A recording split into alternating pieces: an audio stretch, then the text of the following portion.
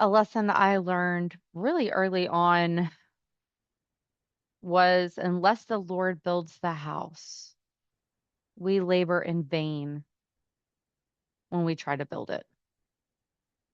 So,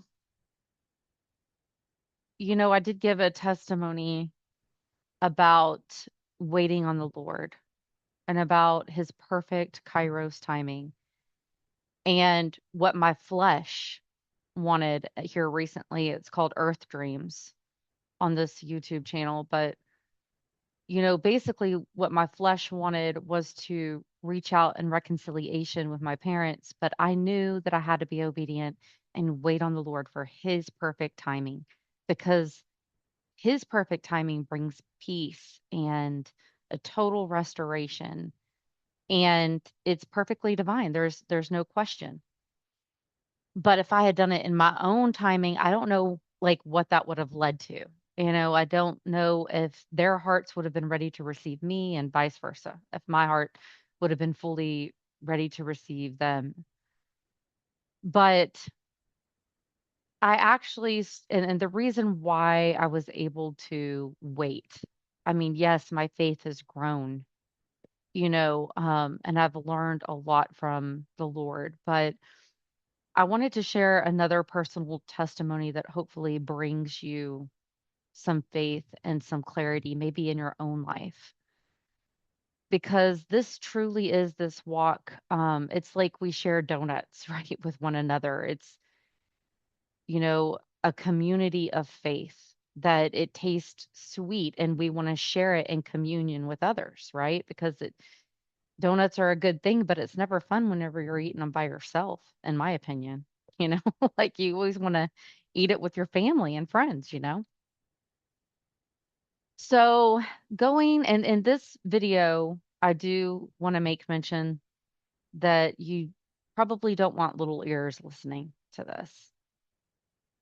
But it started, from the time that I was really young, and I wanted to be a reporter and a teacher. Those are the two professions that I wanted to do in my life if I had that opportunity.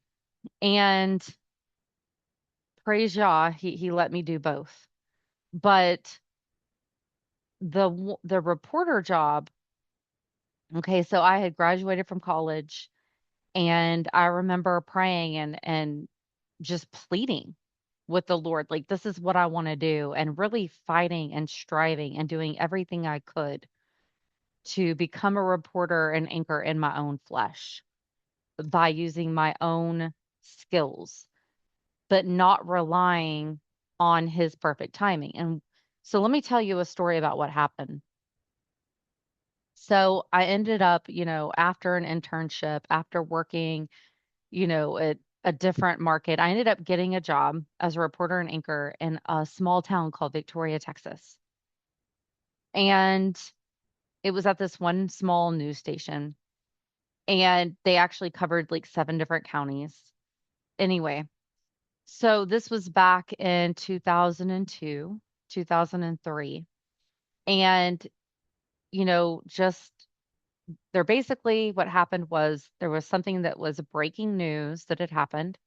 And there was a story in 2003 that there was 73 immigrants inside of a tractor trailer, and it was located at Bucky's, and 19 of those 73 people had passed away because they had died of, heat exhaustion, asphyxiation, basically suffocation. Tyrone Williams, the one driving the truck, he did end up getting persecuted. He did end up serving time. I don't know if he's still in prison, but he did receive 34 years.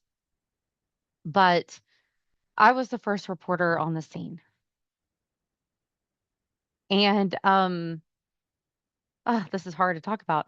Um, because when I pulled up, my human emotion, my heart just couldn't take it. I saw teenagers lying on the ground, dead, and a 5-year-old in his grandpa's arms. It was hard. And I cried. I wept. I was so sad to see such a loss of human lives. And I ended up, getting it together, but I did cry. I cried at the gas station. And I was also in disbelief because I saw local authorities they were eating their taquitos from Whataburger, stepping over the dead bodies with no remorse. And it was disgusting to me how they just were so desensitized. It just I couldn't even fathom it, I just couldn't understand this. And so the entire day, I remember what a beautiful soul Cynthia Cisneros is from ABC 13 because she actually came down that day from Houston to cover this. And I was working alongside her, and she was actually mentoring me when I was an intern at KTRK. And she was getting me bottles of water, and I was so thirsty. And um I don't remember exactly. I mean, we just weren't prepared. We were a small news station. I was there by myself with my cameraman doing live shots. And it was just an all day event. I mean, all the way until 10 p.m. that night when someone came to relieve me. And it was exhausting. And so I go back to the news station and I'm just like, I'm so thankful that's over. And I was already having like doubts. Like, I just don't know if I can continue a job like this. Like, I don't think that this is what I'm supposed to be doing. I don't think I can continue seeing things like this. And then, of course, seeing how the local law enforcement and people were, it just wasn't for me. But I also was like, I'm under contract. I don't know how to get out. But I go back to the news station and my news director berated me. And I don't mean, 10, 15 minutes. I mean an hour, closed door, telling me that I'm going to do nothing in my life but sack groceries at Kroger, that people saw me upset and crying that morning when I had arrived, just on and on and on. Also, by the way, he did claim to be a Christian. He did. He did go to church. Um, and I think that that's important to mention. But this is the thing. It was all the Father allowed me to have that job because that career was at that time my identity. Okay. My ego, my identity, when someone was like, who are you? I would say, well, I'm a reporter in anchor, right? Like he allowed my flesh to have that. And then when I started to see this isn't so desirable because I started to eat the bread of sorrows, like it says in Psalms 127. Because basically what happens is that it's vain for us to rise up early and to sit up late and to eat the bread of sorrows. Basically, that bread of sorrows is it's the affliction, right? It's the desperation, it's the exhaustion, the anxiety, everything that you feel from having to labor for something out of your human striving, but not his calling, not God's purpose for your life. So that particular night, I mean, you can imagine I cried out to him and I was like, I'm under a contract. I was berated. I'm exhausted. I don't think I want to do this anymore. Just help me get out of this. It wasn't even 1 month later, and I was involved in a horrific car accident.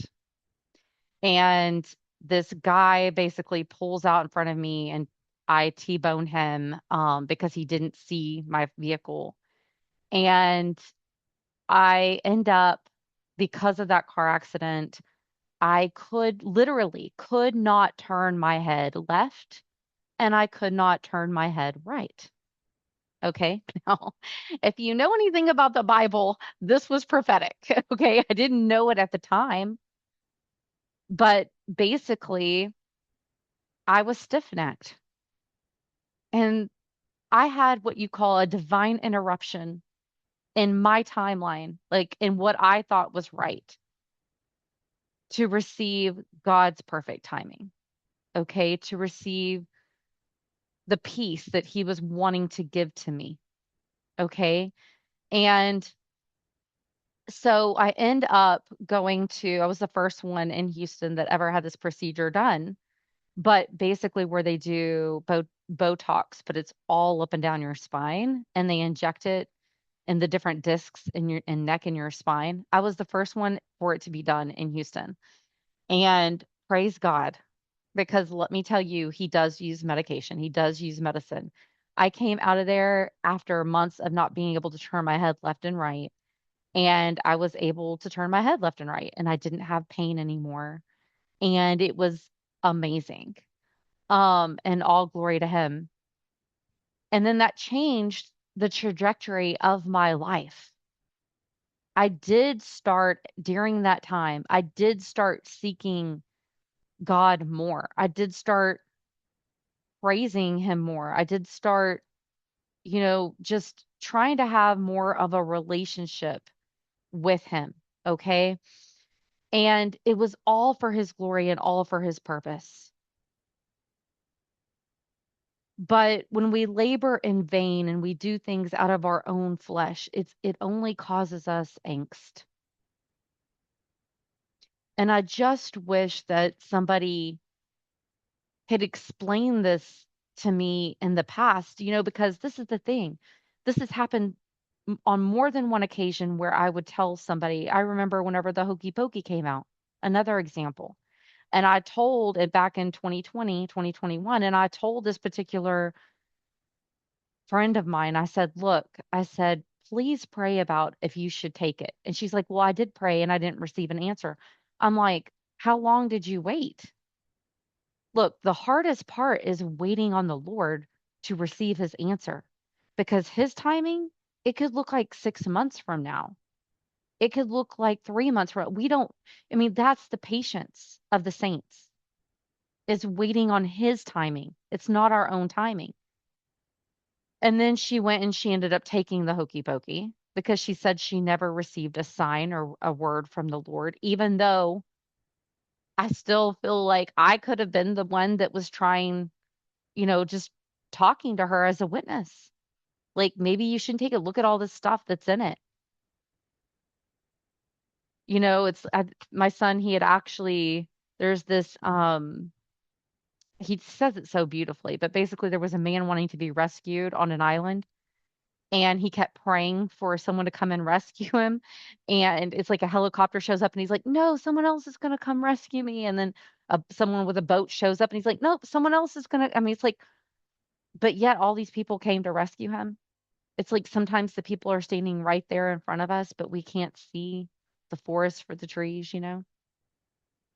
And so that's what I want this testimony to be is that just like I had previously done in another video on earth dreams about waiting on the Lord for his perfect timing for reconciliation or for an answer in your life or for a job or whatever it may be in your life that you're struggling with trying to find peace in. If you give it completely to him and you just wait and you keep being faithful in prayer, and you keep being faithful and seeking his face, he will deliver you. And just like he delivered me, just like he delivered me time and time again.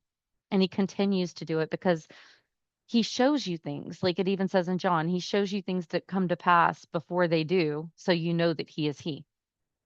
He basically gives you prophetic words over your life. And ultimately, see, I was never supposed to, when somebody asked, like, oh, what do you do for a living? Or who are you? Like, oh, I'm a reporter on Anchor. No, I'm a child of God. And that I can't compartmentalize, right? Between, okay, so then later on in life, I became a dyslexia interventionist. But this is the thing.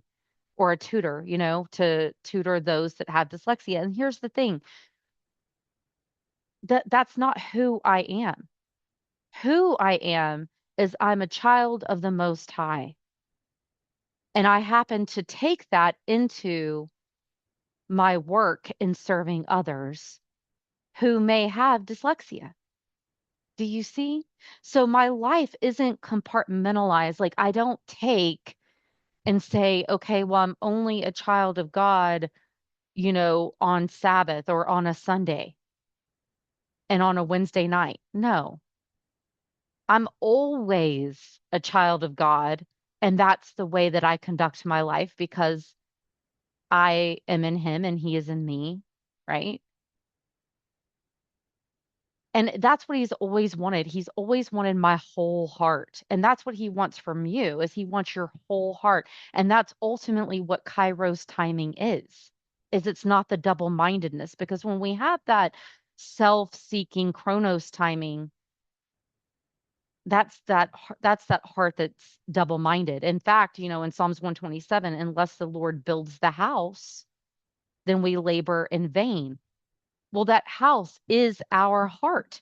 So the Father wants our whole house. He wants our whole heart, right? And so everything that we build, that it's not really us, it's him. He builds it because he builds our entire heart, our entire being, our entire soul, our spirit, everything. So then he gives us wisdom and insight on how we should proceed. And then my favorite part of Psalms 127 is that he gives his beloved sleep. He gives us rest in him. We don't have all that anxiety of, staying up, rising up early, and then staying up late trying to figure out how we're going to make ends meet or how we're going to try to do the next biggest thing in our lives. We just give it over to him. Because, even in verse 3 of Psalm 127, lo, children are an heritage of the Lord. The children, it's that faith, that childlike faith. It's the Holy Spirit. And the fruit of the womb, reward. Because it's his fruit that he produces that spiritual fruit. I pray that this be a blessing for you to hear today because I felt really called and pressed to share this testimony with you guys. May Yah be with you always.